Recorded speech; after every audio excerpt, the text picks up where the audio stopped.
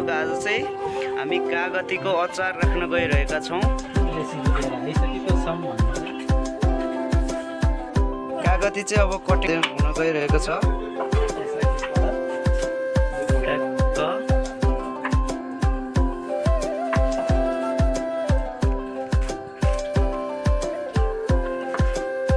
कागतीलाई चाहिँ धेरै मसिनो पनि नबनाउने, ठिक्कको।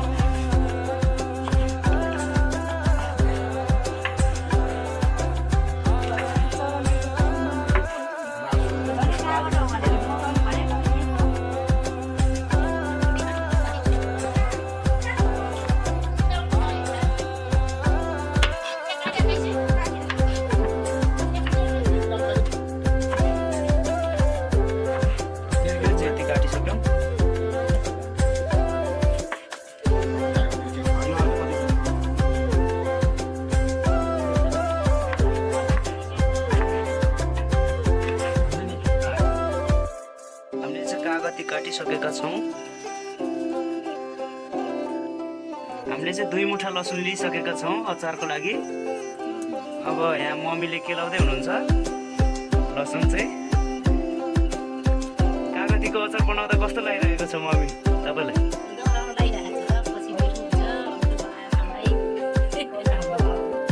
हामीले चाहिँ एउटा पोटकोमा जिरा, अर्को पोटकोमा धनियाँ र अर्कोमा तोरी लिइसकेका छौँ।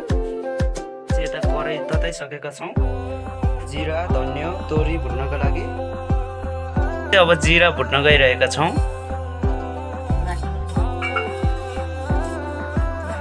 जिरालाई 1 देखि 2 मिनटसम्म भुट्ने।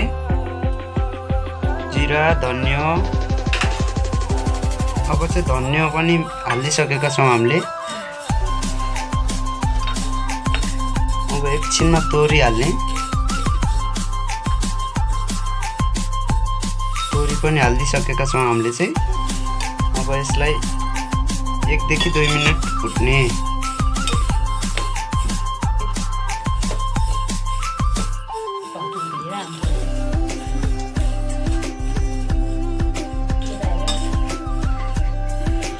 अब चाहिँ हामी जिरा धनियाँ र तोरी पिस्न गइरहेका छौँ सिलौटामा।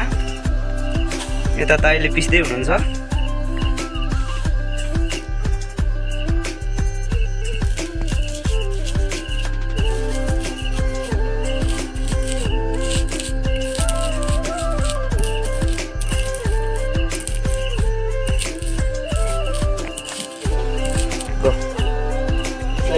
मसिनो बनाएर पिस्ने।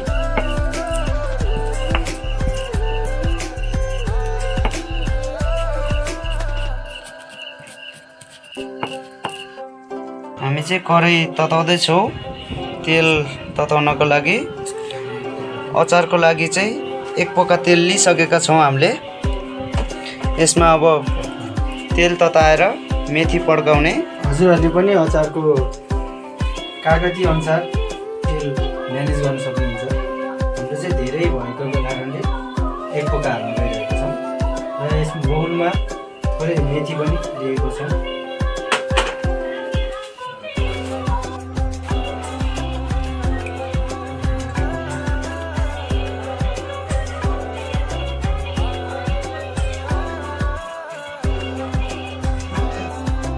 हामी चाहिँ हरियो खुर्सानी काट्न गइरहेका छौँ अचारको लागि।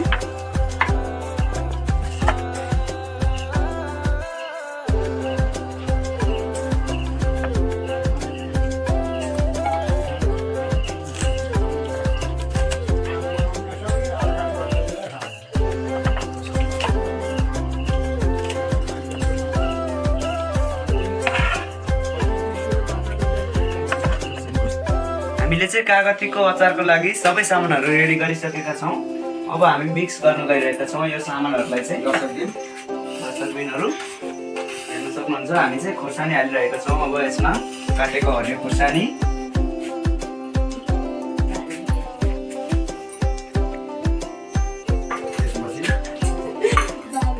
त्यसपछि रातो खुर्सानीको धुलो। यसले चाहिँ कलर पनि आउँछ।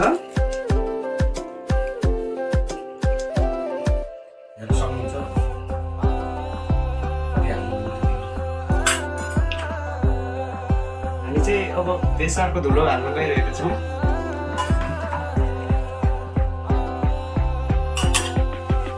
त्यसपछि चाहिँ हामीले जिराको धुलो हाल्न गइरहेका छौँ। तपाईँहरूले चाहिँ कति कागतीको अचारको लागि अड्कलेर हाल्न सक्नुहुनेछ। त्यसपछि हामीले चाहिँ यो नुन हाल्न गइरहेका छौँ।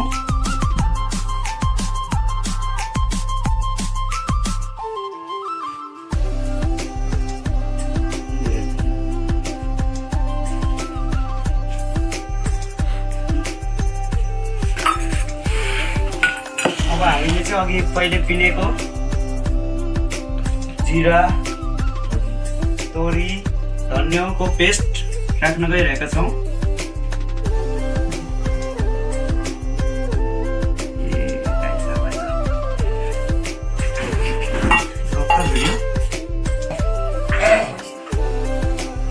अब चाहिँ हामी लसुन राख्न गइरहेका छौँ।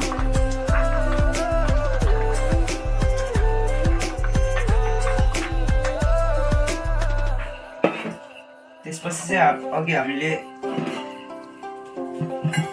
तताएको तेल र तेलमा मेथी पड्काएका थियौँ। अब यो तेल राख्न गइरहेका छौँ।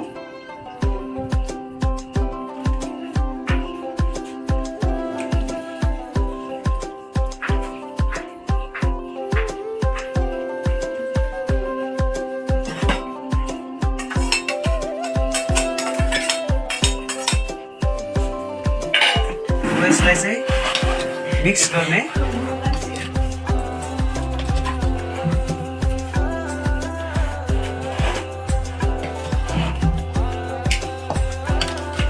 सबैलाई मसला लाग्ने गरी मोल्नु पर्दछ यसलाई।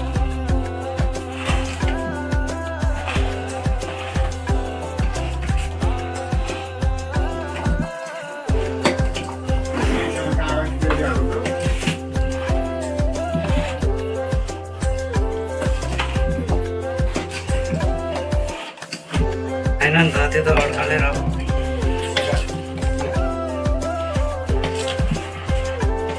एकदमै राम्रोसँग मिक्स भइसकेको छ। कागती, लसुन, सबै मसलाहरू, अचारमा चाहिने सबै मसलाहरू।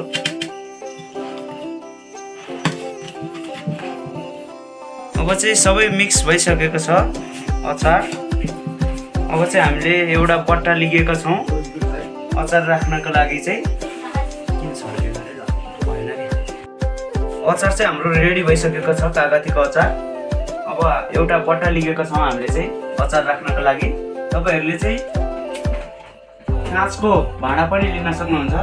हामीले चाहिँ प्लास्टिकको भाँडा लिएका छौँ अचार। हामी चाहिँ अचार राख्न गइरहेका छौँ।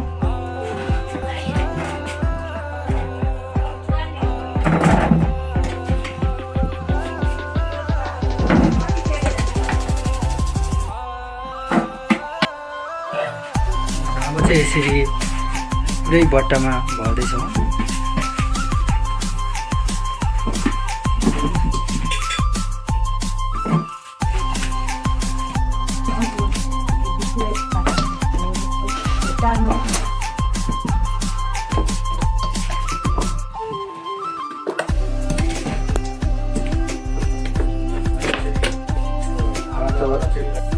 चाहिँ अचार राख्दा तपाईँहरूले एकदम ध्यान दिनुपर्ने कुरा, अचार चाहिँ टाढ पर्नुहुन्न। एकदमै मजाले खाँदेर राख्नुपर्दछ, नत्र ढुसी आउने सम्भावना बढी हुनेछ अचार नखाँदैमा। एकदमै मिलाएर अचार राख्नुपर्दछ।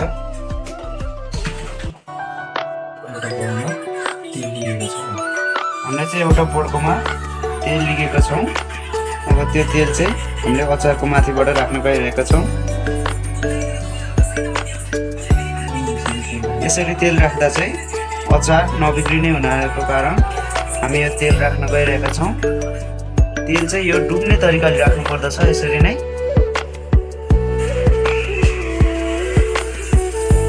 अचार राख्दा भोरी पनि नराख्नु होला। हामीले राखे जसरी नै थोरै तलसम्म राख्नु होला, ताकि पछि तेल हाल्दा तेल नपकोस्।